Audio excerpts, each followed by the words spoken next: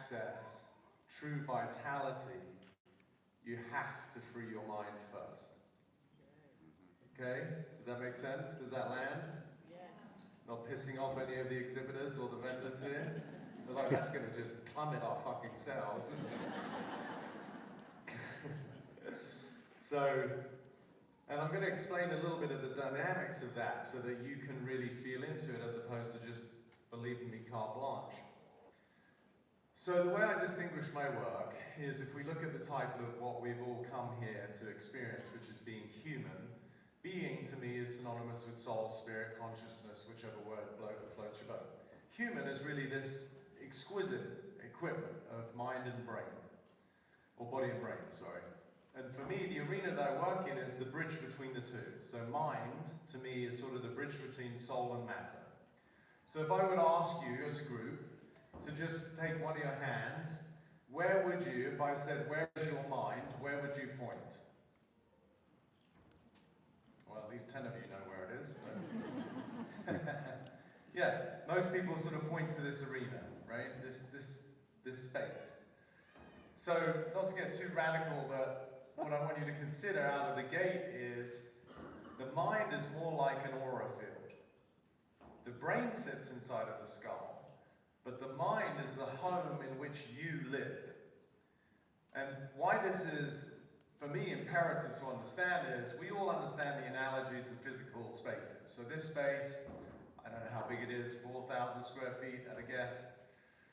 If this was a room that was contaminated with mold in all of the drywall, and this was the space that we occupied and we lived in predominantly, yes, okay, we'll venture out from time to time, but if we lived inside of this space and we're constantly surrounded by mold and spores that are being emitted from the walls and the ceiling, then I want you to understand that no matter how much work you do on yourself, detoxing, cleansing, infrared saunas, cold plunging, all the things, which is great, it's like you're fighting a losing battle because you're remaining inside of an environment that's compromising you. Does that make sense? Yes. Awesome. So what I want you to understand is as it relates to the mind, which is the space we live within, if you live within a narrative and who we are, the deepest subconscious levels of what it is to be human is, as far as I'm concerned, a walking conversation.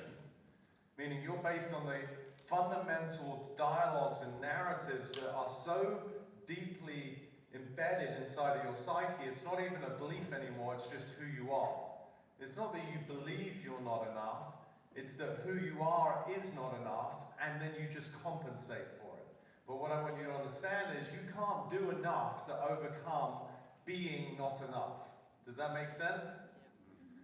So if you live within inside a world where fill in the blank, whatever your choice of narratives is, and sadly as part of the human experience, although we could say not sadly, that's the opportunity that we're here to have this game of cosmic hide and seek.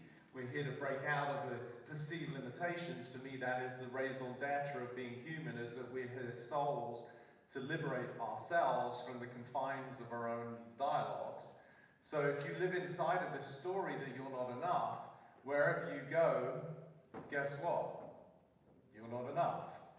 And then we come up with a myriad of ways of strategizing and compensating and disproving and hiding and manipulating ourselves and others in order to try and mitigate the suffering of our own internal dialogue. Anyone relate to that? Okay, awesome. Would it be good if you could walk out of here without that BS? Yeah. Okay. I'm good, I'm not a fucking miracle worker, so it might take a little bit longer than that. But anyway, let's shoot for that, shall we? So, what I want you to understand is this distinction between, as I said, soul and ego, human and being. And this is categoric. If you are living within the confines of this world of fundamental negation of yourself, negation being a fancy word for you're not something. You're not smart enough, you're not wealthy enough, you're not thin enough, you're not young enough, you're definitely not fit enough, you're not good enough, fill in the blank, right? Whenever you're inside of that world, I want you to really understand you can't get out of it, no matter what you do. You're like, this guy's a motivational speaker? Shit. This is the worst talk I've ever been to. I just had my peptides, I've got NAD, I was feeling pretty good. The good news is it's all made up, right? And the world that I'm revealing or that I speak to is the essence of who you are, which is beneath the dialogue. Why I say I don't solve problems, I dissolve them. And that's the good news, because I can't give any of you something that you don't already have. I can help remove what's in the way of you realizing that. And that's an empowering conversation. Can you see that? Yep. Awesome. So, well, I want you to understand the physics before maybe we get into some questions for fun, because it's always good to interact with some of you. If you're living in the world where you believe that you're something, and again, it's typically based in a negation, I'm not something. There's a darker shadow side to the ego, which is where a declaration of I am something negative. So, for example, the darker bedfellow of I'm not good enough is I am bad. Can you see that? It's a much more advanced conversation, but I want you to understand in the world that we see out there, how that manifests is somebody who's not good enough will typically compensate. If we're not something that we want, then it makes sense from the perspective of an ego which is designed to survive, that you're going to become or try to become good. Follow? How many of you here trying to be good? Yep. Yeah. And how does that look? You know, you work harder, you become a perfectionist, you might be a people pleaser. Those are the sort of the stereotypical models that would be built on top of some feeling of inadequacy. Where it gets a little more slippery, and for the sake of time, I'm not going to get into it today, but if I am something negative, I am bad, then the ego will want to fulfill on that versus compensate. Because if you declare something as I am, and I want you all to pay attention as you walk out of this room later in the way that you speak, I've had people come up to me and say, well, you know, when you're a mum, like with some sort of explanation as to why she's tired, or I'm like, oh, how exciting, I'm going to be a mum. Right? The language that we use is often a way of protecting ourselves. So if you are something negative, how will that manifest? If somebody is that they're bad, and how did that come about? Maybe they literally heard that from mum and dad, or mum might have said you're a mistake, or dad might say you're useless, you're never going to amount to something. As sad as it is to say, these conversations are quite commonplace, and many of you are sitting here probably knowing or feeling inside of your nervous system those experiences that you had the same thing happen to you, for which I have immense amount of love and compassion. None of it's true. None of it's true. Somebody shared something, they said something, it's a noise. You just collapsed it with yourself because that's the opportunity that you decided to have here as a human being to transcend, to discover the extraordinary being you are. But, to finish my point, if you are in the world of I'm something negative, that would fulfill as somebody who's got an addiction problem, somebody who constantly self-destructs, somebody who can't sustain a job or a relationship, and God forbid at some point maybe become homeless, suicidal ideation, belongs in the camp of I am something negative. Can you see the difference? Yes? Mm-hmm. Yes. Yep. I can see all of you. So, what I want you to understand is in either of those sort of the more positive and the more negative, they're still from the fundamental illusion that you are a conversation which belongs in the arena of you're a separate self. Everybody here, sometimes it's like I'm saying something so obvious that it doesn't land. They're like, well, of course I'm separate. You're on the stage, I'm sitting in my chair. But what I want you to understand is if the fundamental illusion of a human being is that you're separate, then the primordial energy and emotion that you have to experience at the deepest level is fear. Why? Because if you're separate, then the strategy is always to survive. How many of you here right now feel in whatever arena, to whatever severity, you're just trying to make it in life? Yes, you're just trying to, whatever it is, get to the end of the month that can pay the rent. Hopefully get through whatever project you're working on. Deal with whatever disease or sickness either you have or your parent has. And so what that does is, if you're in the world of separation, you have two obstacles that you're always dealing with. One, there's something wrong with you. Just however severe. It could be subtle, could be I just need to lose 5 pounds, I'm almost there at my weight goal, or you know, there's something that you're working on in terms of a habit that you're aware of that you've got to break, which is great, you're working on yourself, I get it. So there's either something wrong with you, or always something wrong with someone you know, right? Most of you are like, no, I'm good, but if you met my family, they're totally fucked up. If they would get their shit together, I'd be totally fine. Do you know what they're saying about you? Yeah, you get the punchline. Anyway, so either there's something wrong with you, or there's something wrong with the way that your circumstances currently are. Yes? So if I would ask all of you right now, just very quickly, through the power of the speed of your mind, to locate one arena of your life, and there's usually only about 5 that humans talk about, something to do with your health, something to do with your families and your relationships, something to do with your purpose and your career, something to do with your finances, and maybe some sort of spiritual conversation. They're the buckets that humans live in.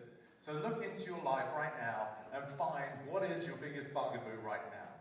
You know, there might be really something significant. Maybe you just found out that a parent has been diagnosed with cancer and they've been told that they only have a couple of months to live. Maybe one of you's just had a bit of a tough conversation with a spouse and you're deciding that this is the time to get divorced. And you've got all of the concerns about how you're going to take care of your kids. These are real life conversations. But what I want you to consider is that there are no problems in reality. None. That's just reality. Everything that you deal with as a human being that might fall under the auspices of suffering, which is synonymous with dis-ease, which is what I'm going to get to in terms of a health perspective, is because of your resistance to reality. As long as we locate the problem that we're dealing with out there, we leave ourselves hopeless and powerless, which is a victim mindset. None of you are victims. None. You're all extraordinary. You're way more powerful than you actually even realize. If there's anything that you're a victim of, it's not circumstances, it's perspective.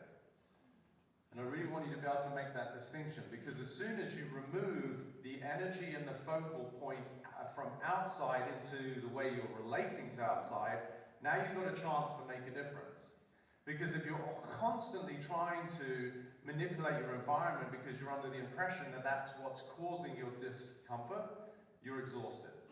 And whenever I work with anybody, as soon as I start to help them reveal whatever it is that they've been dealing with, and I ask them a simple question, what is it like to live inside of that world? Fill in the blank, not good enough, not valued, not loved, not wanted, not going to be okay.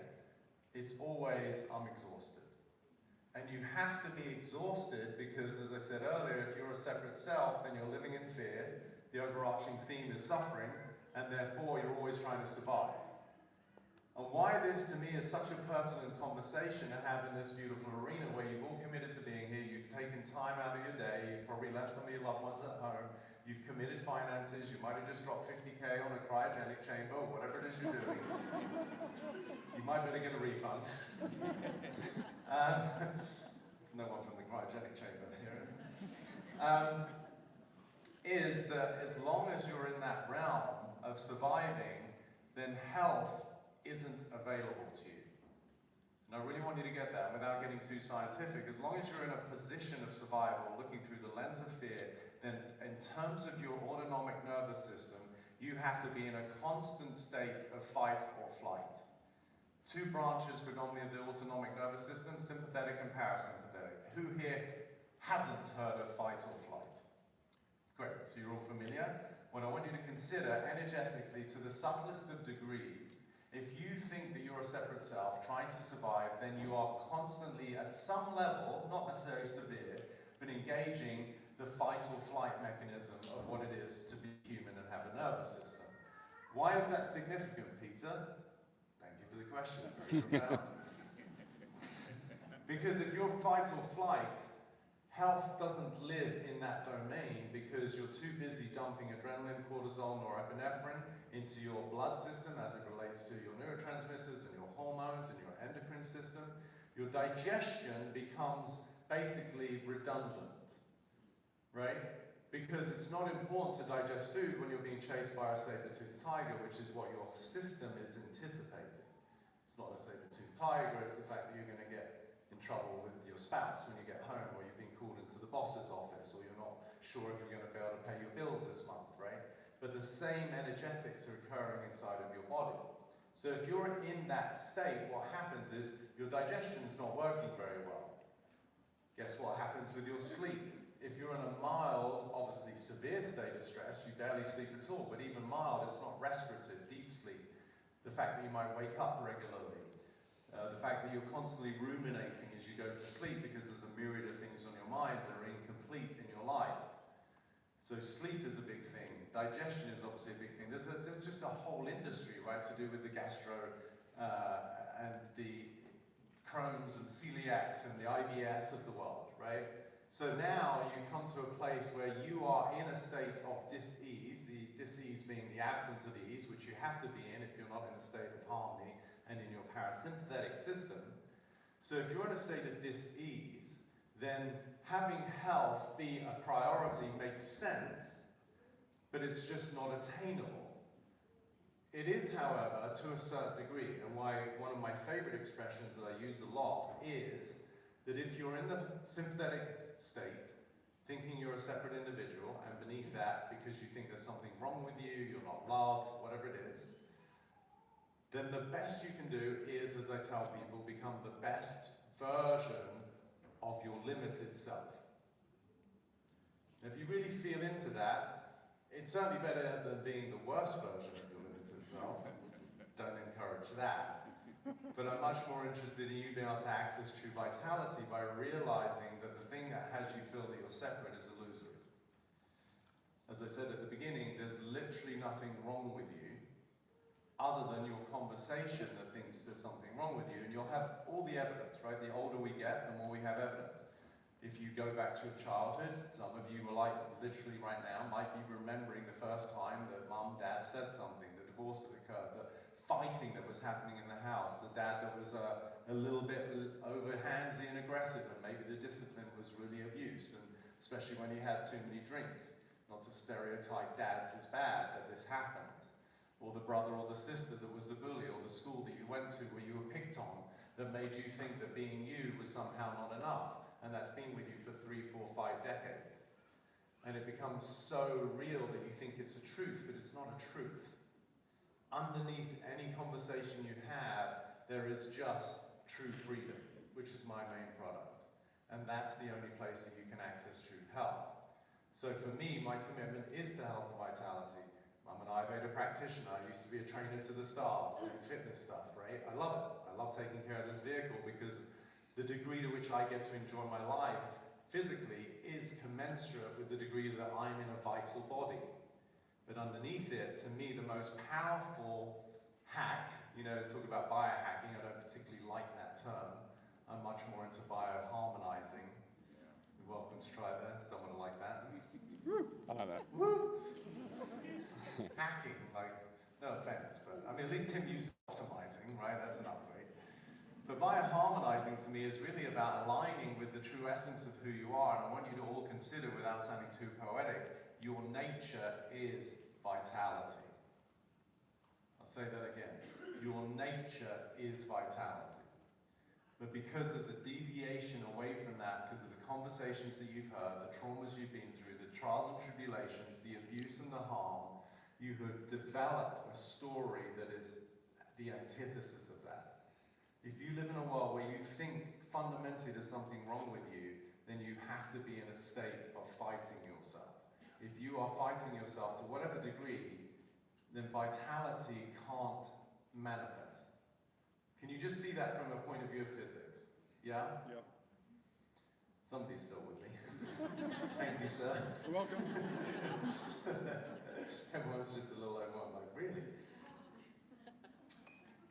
As I said, the good news is you are spiritual beings having a human experience, and beneath any narrative that you have, there is just the essence of the characteristics of the soul that we're all looking for through the lens of the ego. If you're looking through some sort of inadequacy, insecurity, or scarcity, then of course it's going to feel like there's something to fix, change, improve, whatever it might be, which then makes us look to the outside world for the solution, not realizing, you know, however you want to express it poetically, that what we're looking for is where we're looking from. There's a great quote by Rumi that I wanted to share, he speaks about love, but I want you to be able to realize you can change the word. He says, seek not for love, but merely seek for all the barriers that you have built against it. That makes sense? So now change love. Seek not for health, but merely seek for all the barriers that you have built against it. When I was asked early in my career, especially when I was a trainer, and I was doing a lot more fitness stuff then, because that was my arena of expertise, my friends would often say, dude, you know, you're so ripped, what do you do? I said, most of the things that I don't do most of the things that you do. Right? It's not so much what I do, it's what I don't do. So, as human beings, we're sadly designed somewhat to sabotage, the self-fulfilling prophecies, that if we are under the impression that we are somehow flawed, then we will say things like, oh, it's too good to be true, or that will never happen for me. And that becomes your own form of black magic.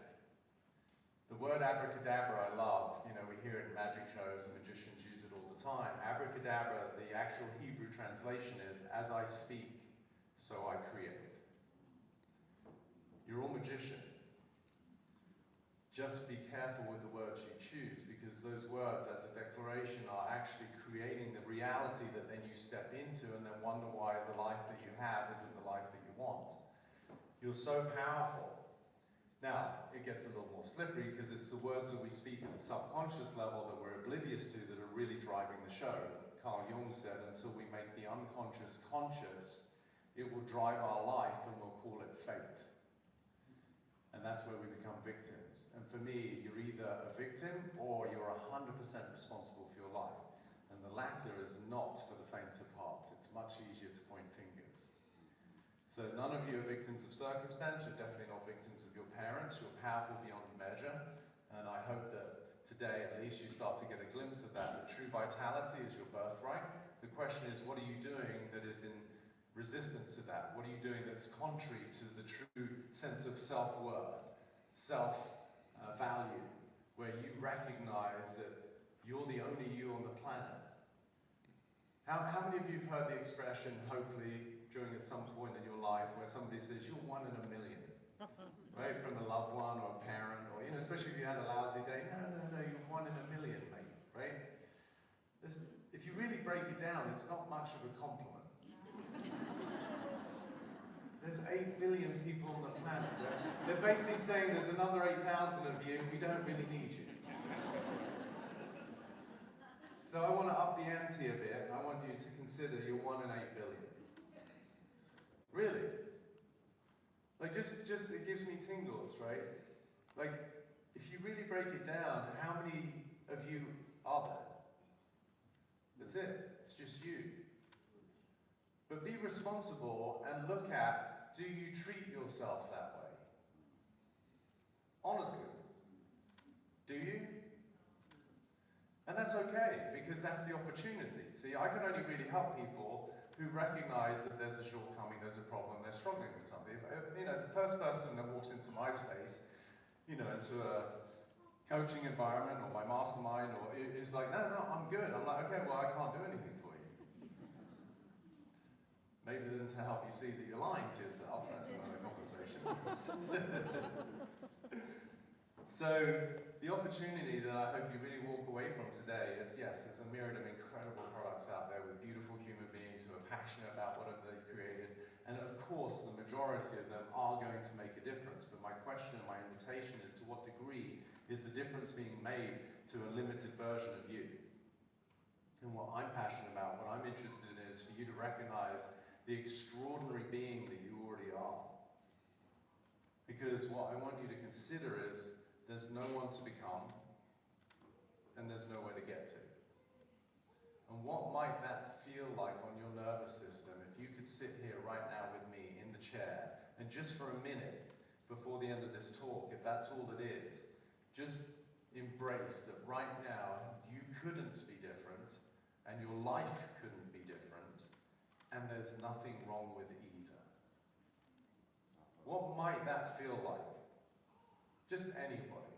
Just who wants to share? Just if you could feel that right now there's nothing for you to change about yourself, and there's nothing to resolve in your life, what's one word that might come to, yes? Relief. Relief, right? Peace. Freedom. Infinite. Infinite. Heaven. Okay, we're way too excited now. Didn't expect it to work that well. Freedom, relief, the infinite, possibility, joy, inner peace. Okay, we got the message. No, this is beautiful. So what are the precursors to vitality? All of those. I say frequency precedes form.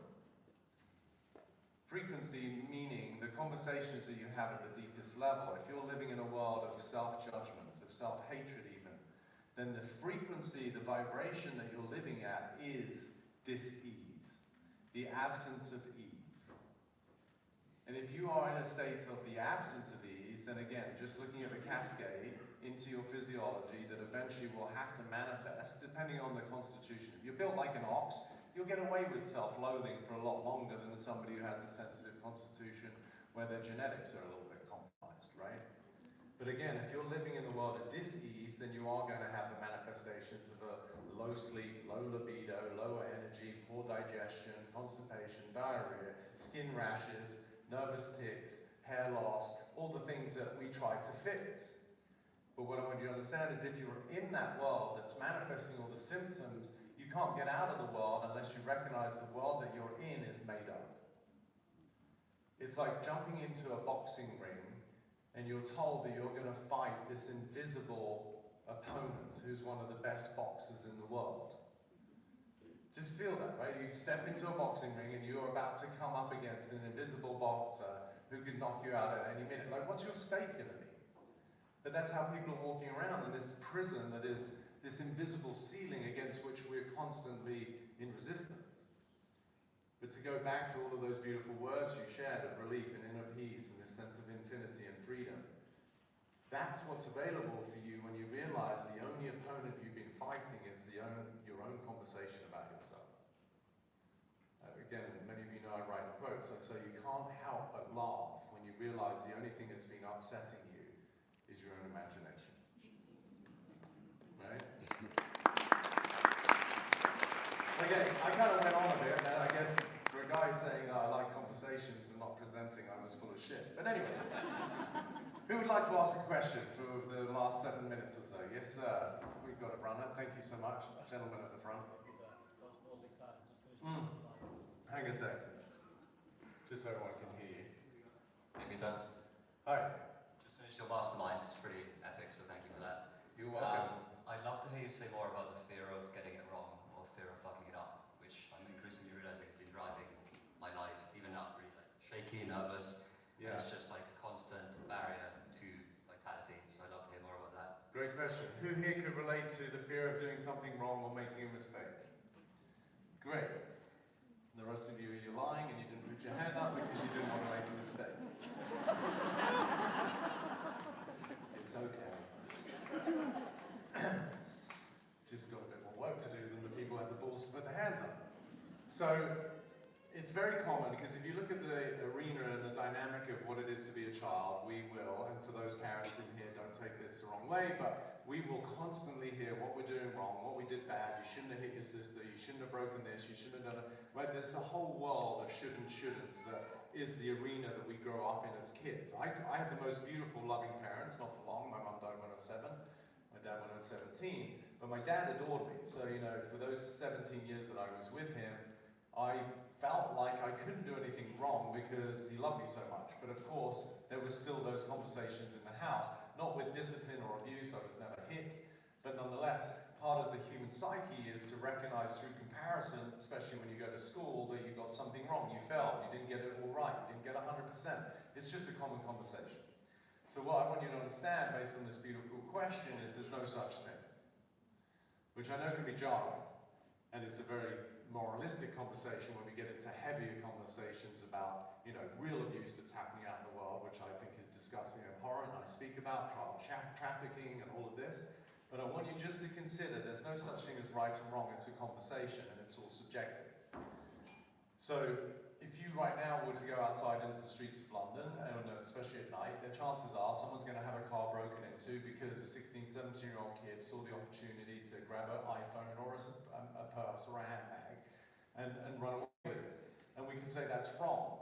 But if you knew his upbringing and that he was raised by a single child who was an alcoholic and he was often beat and that the only sense of belonging he had was when he found a gang when he was 13, and the only sense of like any safety or value that he garnered was when they told him that he had to start selling weed to some of the friends to make money.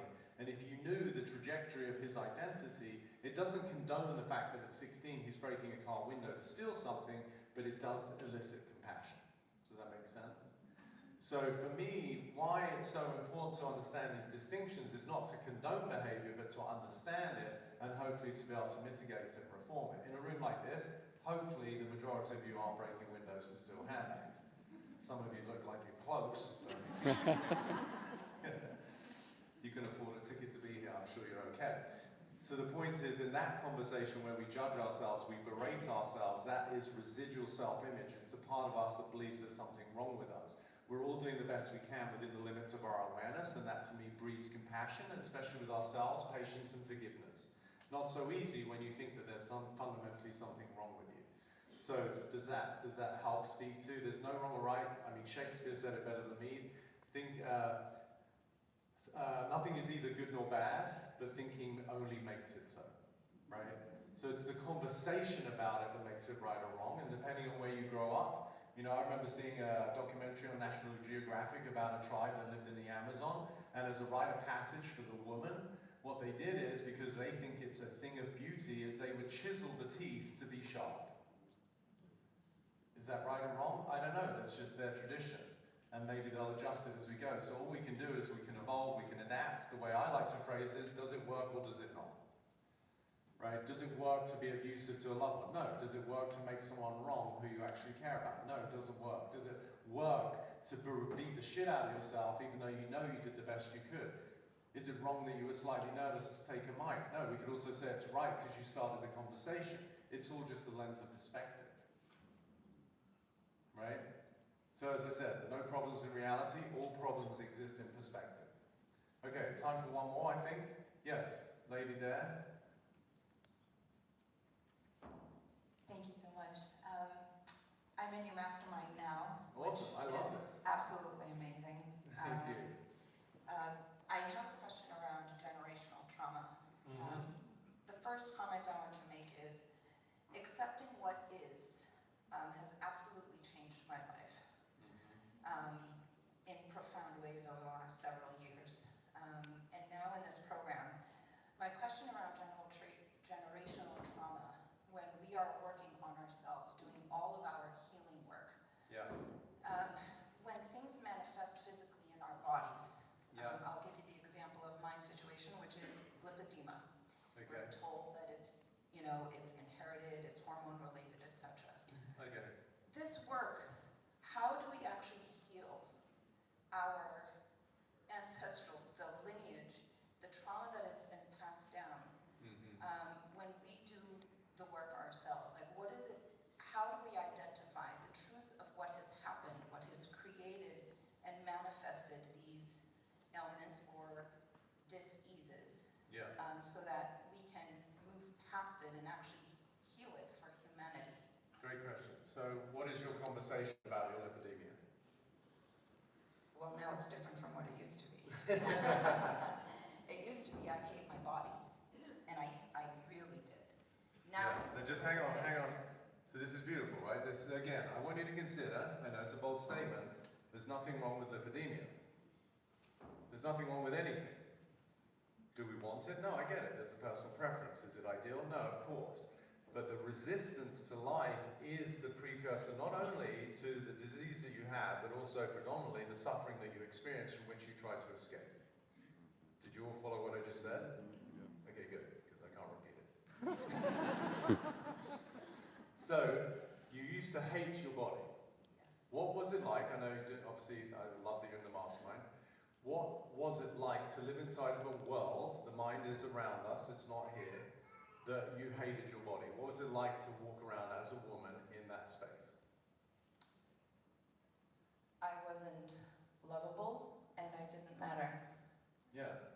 Who can relate to that? I mean, if you can't relate, who could feel it? You don't matter and you're not lovable.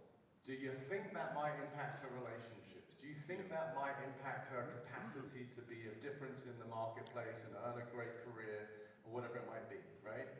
So what I want you to get is, it's not out there, it's the world you live in. Now, she's done the work, it's great. You're in an obviously an evolved state. So where do you think you learned that you hate yourself or you hate your body? Where can you remember maybe that started?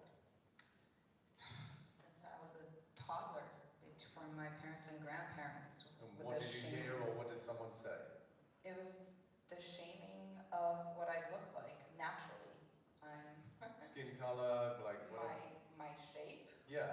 voluptuous, curvy, and there was a lot of shaming about being and looking sexy or sexual or having a figure. I needed to be skinny, I needed to be perfect, I needed everything that I was not, I was told I needed to be. Amazing. Who gets the world of what she just described? Super powerful, right? Thank you for your courage.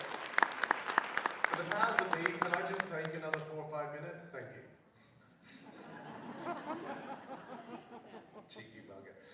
Okay, so because this is super powerful, remind me of your name? Susie? Susie. So Susie, beautiful little girl, in her own dialogue, she wasn't as a kid thinking I'm voluptuous. I don't know many kids who say that word. If they do, that's fucking impressive. But anyway, I don't know many kids who are saying I'm voluptuous and sexy. But anyway, it's a whole different conversation. So here she is. You know, I work with so many people. A friend of mine that comes to mind, he was born in Colombia, moved to a very wealthy neighborhood in New Jersey, and he was obviously the anomaly. He stood out just because of his skin tone and his accent, right?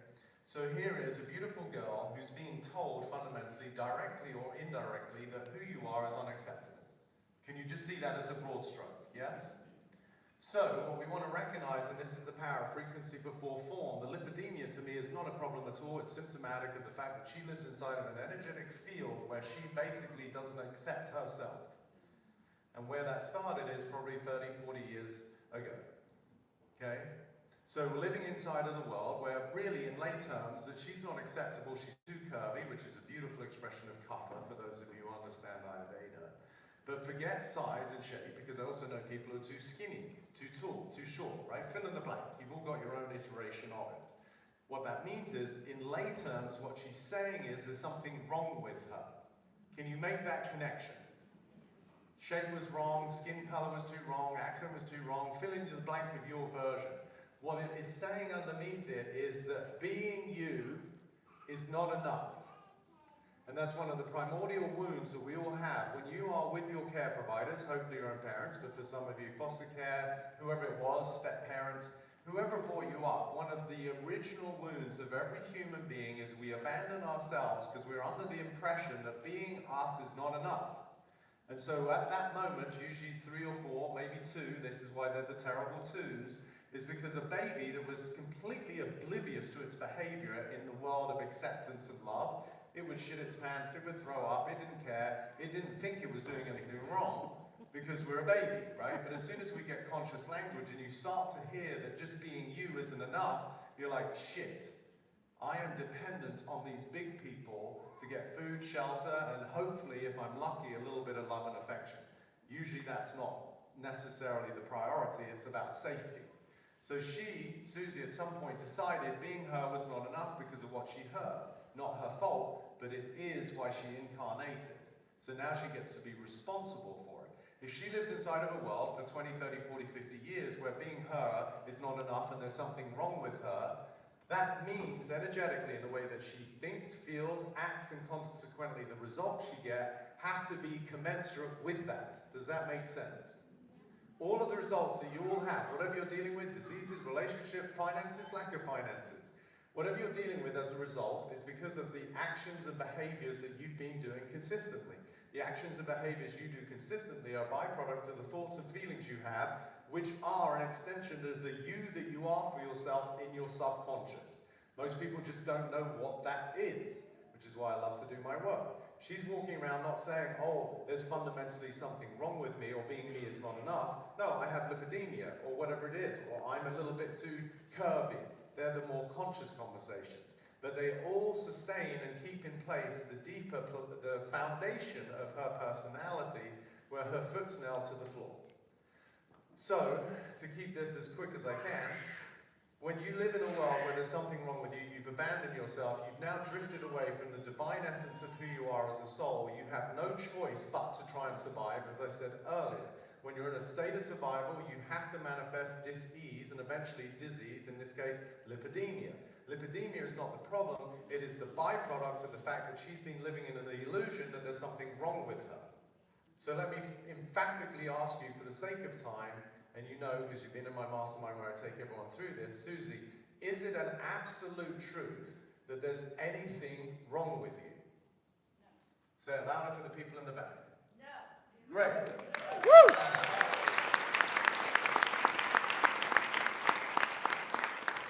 Can there not being anything wrong with you include lipidemia?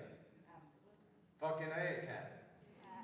Right? And what I want you to consider, again, I get tingles, which usually energetically to me is when I'm truly aligned with the truth of what it is to be a human being and the power that she has. If she energetically continued to live in the space that there's nothing wrong with her, beyond nothing wrong with her, she's extraordinary. And if she developed the self-love that I assert we're all here to discover, what did I say earlier about Rumi? Seek not for love, but the barriers that you've built that are in the way of it. One of the barriers to her love, which is synonymous with freedom, which is synonymous with power, which is synonymous with vitality, is love, self-love. Removing the barriers, she thinks there's something wrong with her. She even wanted to make it about some lineage, right? Talking about the legacy, which makes it a little bit harder to grasp, which from the ego's perspective is great because you can't do shit about it, right? I mean, the number of people that I've healed in both fucking directions, when somebody gets off their own bullshit story and stops making it about grandma and whatever she had, no, I can't do anything about that, it's just in my genes, isn't it? Well, I think there's a lot of shit in your genes, right? So if she really embodies that there's absolutely nothing wrong with her, then I can't guarantee, but I'm very positive to say it might take a few months, it might even take a couple of years, but lipidemia will be a thing of the past. You see that? And that's how powerful you are. Through the declaration and by bringing to the surface these subconscious stories that define you, that then drive your thoughts, feelings, actions, and results, if you change that underlying code, you have no choice but to manifest a different reality. And if it's in harmony with the essence of who you are, which is freedom, love, possibility, vitality, power, and pure abundance, if you live from that space, your thoughts, feelings, and your physiology and the results you have will absolutely have no choice but to be aligned with that. And you don't have to buy peptides to get there.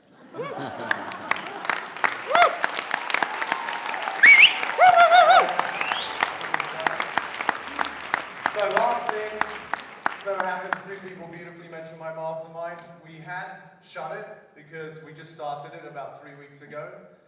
But many of you have come up and said, shit, I wanted to get in it. And just because you've all committed to being here as part of the Health Optimization Summit, we decided to take $1,000 off, because I'm US based. So for those of you who want to jump in, you just go to petercrone.com/HOS for Health Optimization Summit, where you can scan the code. Just to give you a quick overrun, it's a 3.5-month program. I lead all of it. It's over 35 hours of me coaching. There's theory in the morning where I go deep into the mechanics of the mind. How did you create your problems? What is suffering? How do you step into this world of freedom, love, and possibility? In the afternoon, I coach people like I did with Susie.